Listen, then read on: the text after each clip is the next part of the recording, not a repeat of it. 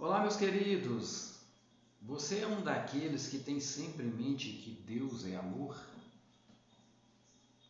Hoje eu vou pegar um pouquinho pesado sobre isso, mas primeiramente eu queria lhe pedir perdão.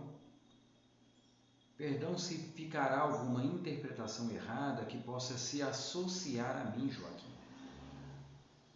As minhas opiniões aqui ou os meus pensamentos, eles são direcionados unicamente diante de tudo aquilo que eu tenho lido na Palavra de Deus e diante de tudo aquilo que eu tenho vivenciado com Deus. É lógico que a minha verdade não é a sua verdade e nem a verdade do reino.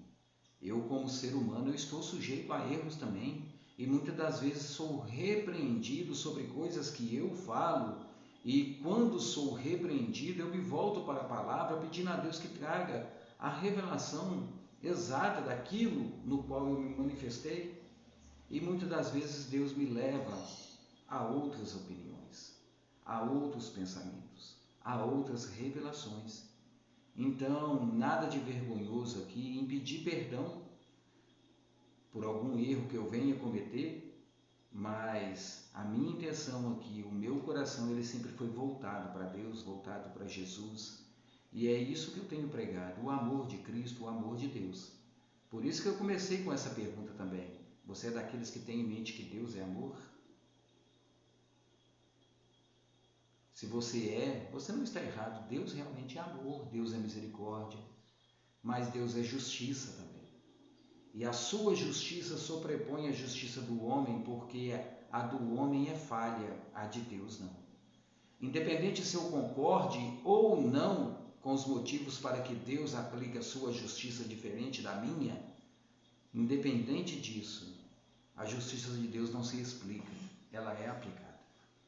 E Paulo trata isso conosco lá em Romanos, no 1 Romanos, no capítulo 1, versículo 18, onde Paulo declara o seguinte: portanto, a ira de Deus é revelada dos céus contra toda a impiedade e injustiça dos homens que suprimem a verdade pela injustiça.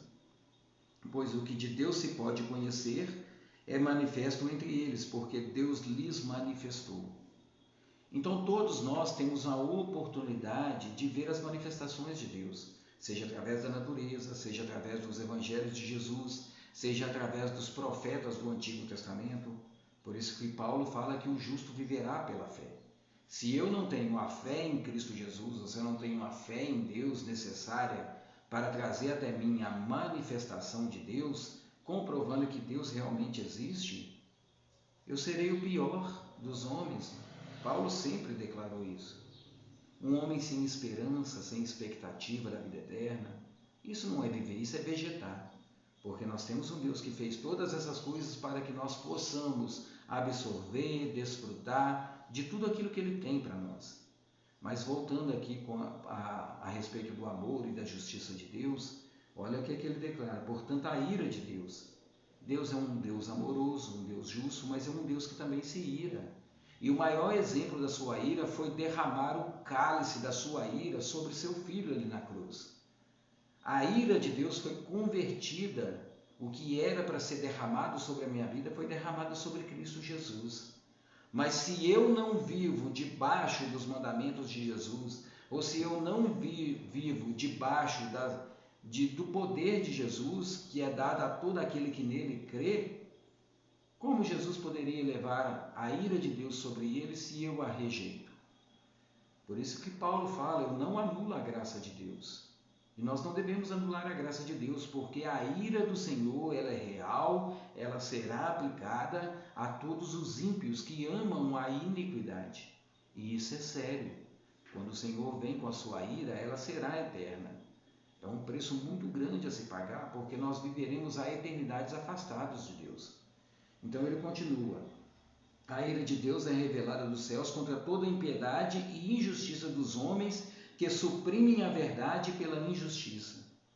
Suprimem a verdade pela injustiça, ou seja, ocultam ou omitem a verdade para pregar mentiras, porque a sua justiça acredita ele ser maior do que a justiça de Deus.